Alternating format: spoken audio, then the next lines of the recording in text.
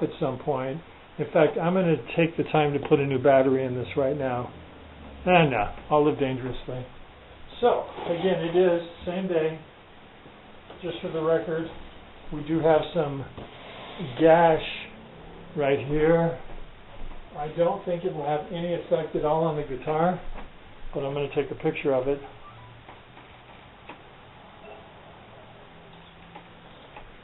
Because you never know. Anyway, so here's the story. 2 weeks ago, on a Sunday morning, I woke up and Timu had a Les Paul for sale for $37. And of course, I said to myself, "Oh, it must be a typo. There's got to be an issue here." So I'm going to go ahead and place the order. Why not? Okay, so unlike our other guitar, this was actually taped in place. This is not. So yes, I said to myself, this is likely not going to be a legitimate deal. But let's see what's going on. Now, this is where the box punched through. Fortunately, this was sitting on a cradle there, so I have a feeling it's going to be unaffected. So I went ahead and pulled the trigger on it. And it actually went through, and it showed that it had multiple discounts applied to it, and so I waited and I waited. A day went by, another day went by, another day went by, and then I get a notification saying, we lost it in the warehouse. I'm like, no, you didn't. Whatever you did do, you didn't lose it in the warehouse. That's just like a really lame story. So don't give me lame stories, tell me the truth. Anyways, I went back and forth with him for a while, a couple days, not willing to accept.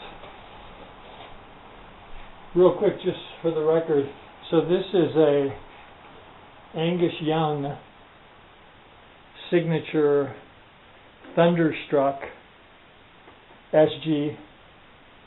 You can see that it has the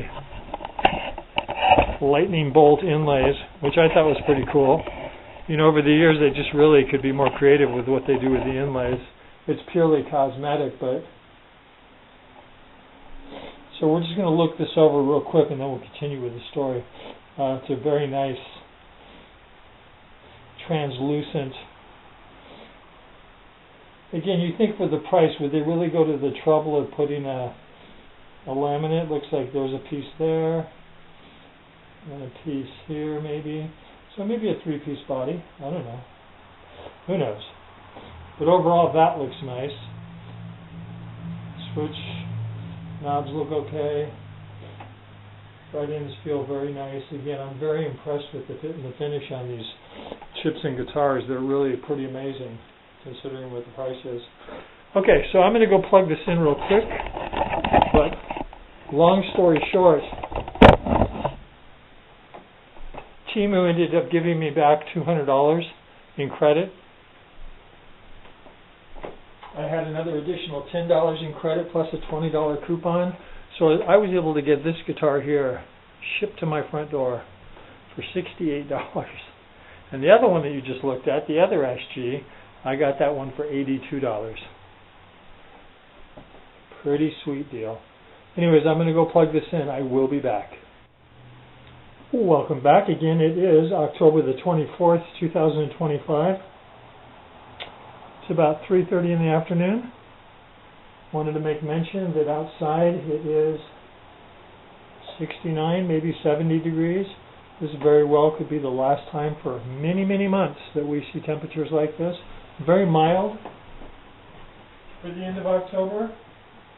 It has been very, very, very cold this time of year in the past. I have no idea what that means for the winter ahead. My sense is there's going to be some really brutal days. But in the meantime, this is a day to be remembered and enjoyed. Anyways, I just played this guitar for a few songs. Very nice, fit and finish,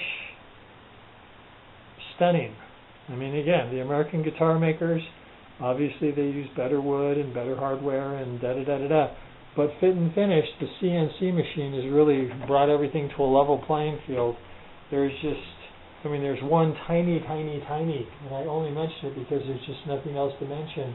Tiny little finish mark right here. It looks like it sort of got ding-donged when someone was packing it. But other than that, just, the finger test. Again, the fret ends, they're ball end frets. I don't know if they're stainless steel, but they're just very nice. No buzzing. The frets feel clean. They're not highly polished, but no scratchiness at all. Action could come down a little on this guitar. Fortunately, on this guitar, there's a little room for the action to come down. On the other one, it's all the way down sunk to the body, but the action happens to be good. So overall, this gets really good rating. Obviously, back in a day or a few or a week, may have a different impression, may uncover. The pickups are a little flat sounding, but again, I prefer the P90s. And obviously humbuckers don't sound like P90s, they're smoother, so maybe it's just that difference that I'm experiencing. But anyway, so this is the Chibson Angus Young Signature Thunderstruck SG. Very nice. They did a really nice job on this. Interesting final note about this guitar, same thing. They had plenty in stock, and I bought this, and 2 days later they were discontinued or unavailable. It's a pretty common. This is from Vicers.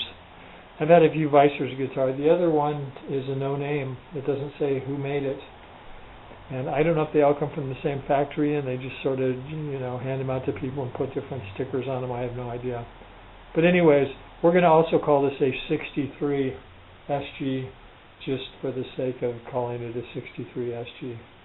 But we know it's not. And we know it's not a Gibson. We're not fooling ourselves. But for the money, I mean, even if I didn't get the discounts I got, this was like $180. Try and find an Epiphone set neck, dual controls, binding on the neck for that price. You're not going to. Their new ones of this iteration are in the like $450. I guess you could probably get a used one in the $250 to $300, but hey, $180. Woohoo! Very good. Anyways, we will be back probably in a week, probably in the beginning of November, when the temperature is definitely going to be different, and we will comment and make notes about that. Thank you very much.